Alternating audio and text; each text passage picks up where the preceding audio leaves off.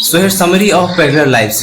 Five Victoria marriages. By Phyllis Rose. Phyllis Rose parallel life here. Five Victoria marriage is a deep and inside exploration of the complexity of marriage. In the Victorian era here, focusing on five well-known literacy couples here. The book delves into the power dynamics here, emotional struggles and societal contrasts here that shaped these relationships, offering valuable lessons about love, compromise and individuality, right? Okay, so here the reality behind here, romantic ideals, Victorian society here promoted an idealized view of marriage, often portraying it as a sacred and harmonious bond here. However, Rose revealed that many marriages were far from perfect. Despite their literacy, brilliance, these couple struggled with issues here, with mismatched expectation, emotional detachment and personal sacrifices. So power struggles in marriage here. The book highlights how gender roles and power imbalance here it influenced Victorian marriages, right? So here women, despite their intellect here and ambitious often found themselves trapped in roles, right? So defined by their husband, right? The book shows how some women, right, resisted these limitations while offers here suffered under them. So the conflict between personal here, ambitious and marital duty, right? Many of the individuals these marriages were creative here, genius at they struggled to balance personal ambitious, right, with the demands of married life here. The book examines how some partners supported each other's careers while other here stifled their spouse growth, right? So communication and miscommunication and unspoken expectation played a crucial role in shaping this marriage. The book emphasizes how a lack of honest dialogues can lead to dissatisfactions, resentment and emotional isolation in a relationship, right? So the role of society and marriage image here, Victoria couples were often pressured to maintain a respectable public image, sometimes at the cost of the private happiness here.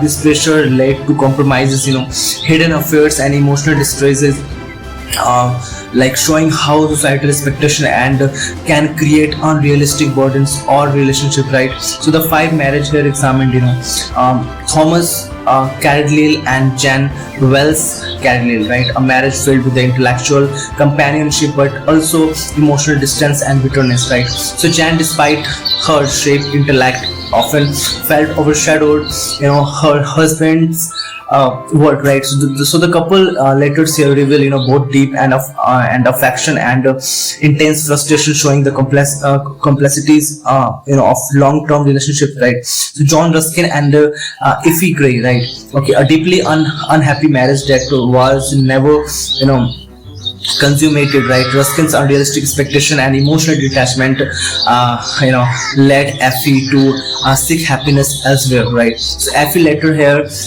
annulled the marriage and found love with the artist John Everett, right? So Millais here highlight the importance of personal fulfillment over societal expectation. So George Eliot, right, and George Henry Lewis. So an unconditional but deeply fulfilling partnership here. Though they were not legally married here due to Lewis's existing marriage, they lived together in a committed and supporting relationship, right? So here Eliot's success as a writer was largely due to Lewis's encouragement here, right? Showing the power of emotional and intellectual partnership here. Charles Dickens and Catherine here Hogarth, right? A tragic example of marriage that deteriorated over time here, right? So here Dickens, despite in public persona and as a champion of family values, right, treated his wife coldly and eventually separated from her. So his preferences for a younger women and his treatment of Catherine exposed the hypocrisy and Victorian moral standard, right? So here Wilkie Collins and his two parents, right? A highly unconditional arrangement here where Collins and maintain relationships with two women without marrying either, right? Okay, marrying either. So unlike many Victorian men, he rejected here the institution of marriage altogether, right? So his challenges the traditional ideas of marriage and highlights alternative forms of companionship, moral and the life lessons. If I'm talking about here, marriage requires more than love. Marriage requires more than love here. Love alone is not enough to sustain a marriage here. Respect, communication and mutual understanding are essential, right? So partners should support each other's right ambitions rather than suppressing them, right? So breaking free from the social expectation. So many individuals in these marriages, right, suffer due to rigid societal norms. Okay, so happiness should not be detected by the societal expectation, but by the personal fulfillment and mutual respect, right? So communication is the key. So what are that point here? So many conflicts in these marriages arose here due to lack of open communication, right? So a successful relationship requires honest discussion about expectation, need and ambitions, right? So power of equality, right, in relationships, which is so important. So here Victorian marriages were often unequal, leading to frustration and resentment. So modern relationship here should strive for equality, where both parents have a voice and sense of independence, right? So personal growth should not be sacrificed. Many of women in this marriage had to sacrifice their own ambitions, right? So here ambitions, I mean to say, okay, a healthy relationship should a healthy relationship should allow both individuals to grow and achieve their full potential, right? So the conclusion of the point is here, Phyllis Rose parallel lives is not here just a historic analysis but a timeless exploration of human relationship, right?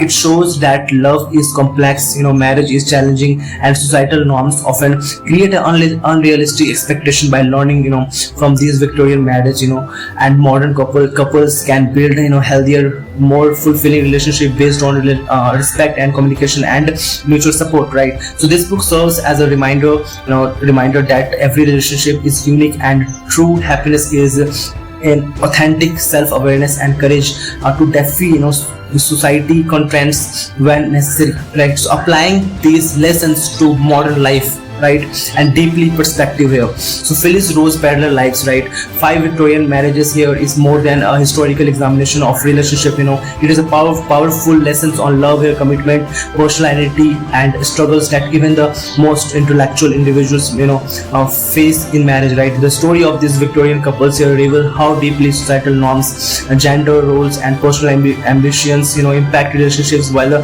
book is set in the Victoria era, in themes and conflict remain relevant today. Marriage is often romanticized as a journey of eternal love and harmony, right? So however parallel lives show us that even the most brilliant mind of the 19th century struggle in their personal relationships. The insight here shatters the illusions of perfect marriage here and encourages us to focus on the reality of relationships, right, and fulfill up down challenges and the personal sacrifices, right? So here lasting marriages does not mean avoiding difficulties. Rather it means here working through them with understanding, patience and respect, right? So breaking free from social expectation. One of the biggest lessons from the parallel lives here is danger of letting societal expectation dictate our personal happiness. Many of the Victorian couples in the book here felt immense pressure to conform to social norms here, often at the cost of their own fulfillment, right? For instance, here John Ruskin and Effie Grace, right, failed marriage highlights how expectation around purity, modesty and feminism, feminine roles, and can destroy intimacy and emotional well-being, right? So in today's world we are still influenced by societal pressure, whether it's in the expectation to marry by the certain age, right, have children or follow a traditional path of success, right? However parallel lives okay here teaches us that truly happiness comes from the authenticity. We have to courage to live our life on the own terms rather than following a script by the society, right? So personal freedom versus commitment, finding the right balance.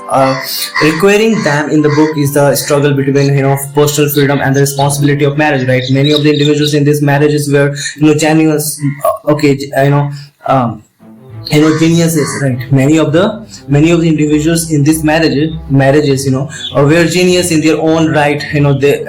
They found themselves torn between their ambitions and their marital roles. Women in particularly faced harshest restrictions. Jan Wealth, Carlyle, despite being highly intellectual, well lead, found herself living in the shadow of her husband, right? Thomas Carlyle, she sacrificed much of her personality to support his work, only to feel neglected in return. This struggle is still relevant here today.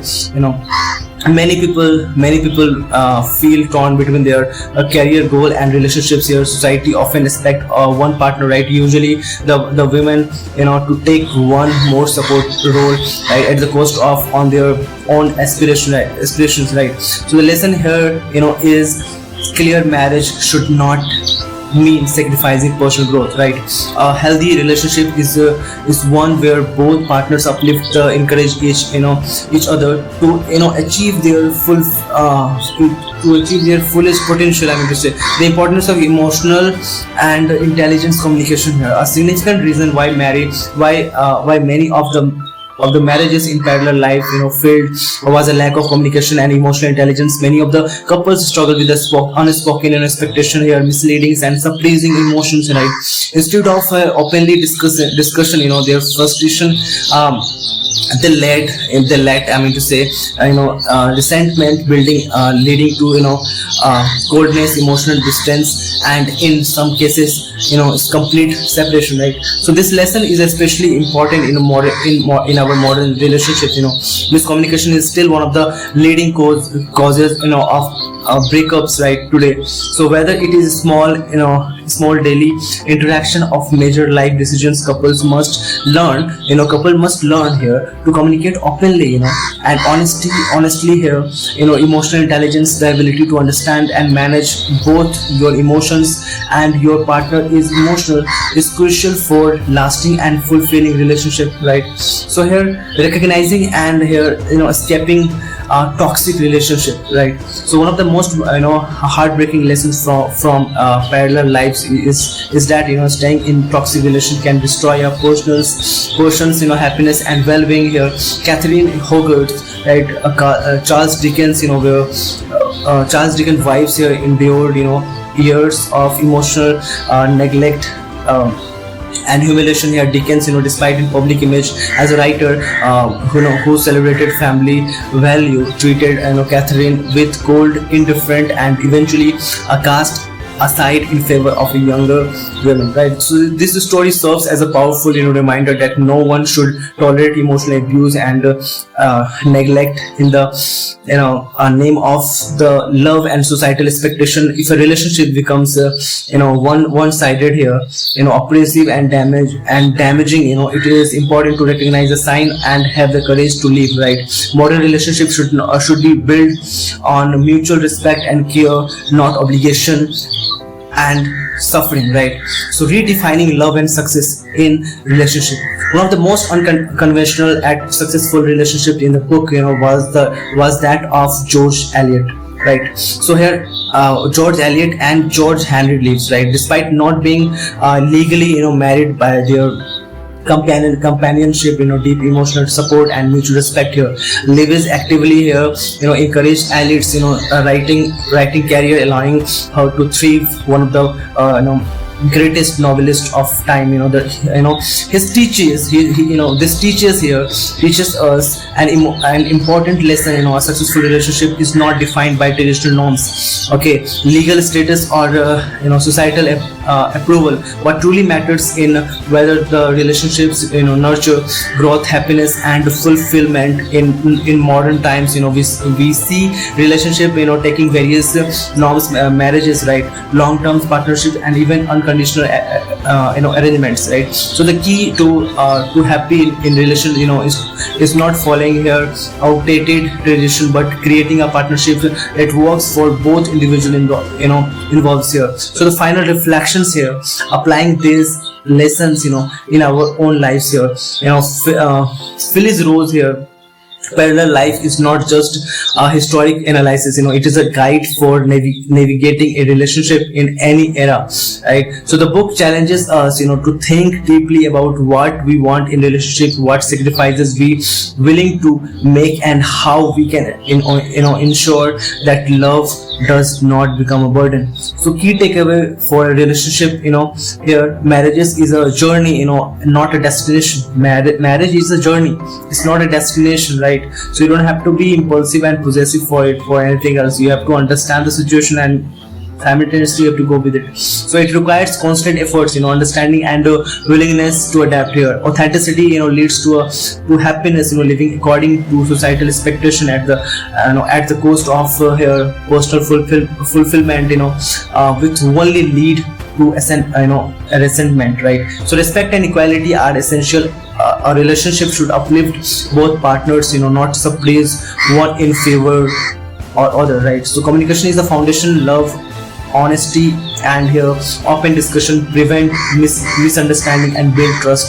So here, living a toxic relationship is an act of self-reflection. No one should endure emotional neglect or misleading in the name of marriage, right. So success in love is personal, not defined by social norms, and happy relationship is one that allowed both, right, individual to thrive regardless of how it fits into traditional expectations. So the conclusion here, a book that changes perspectives. Okay, so parallel lives here is a powerful reminder that relationships are complex, and that no two marriages are same. The book reveals here are totally hidden struggles, right, behind seemingly perfect relationships, and force us to question the conventional wisdom surrounding the love and marriage, right. So by learning from the success and failures from these Victorian marriages, we can approach our own relationships with greater wisdoms and self-awareness, right, and emotional intelligence, right. So whether single here in our relationships or married, the lessons from this book can help us to build stronger, healthier, and more fulfilling connection with others, right.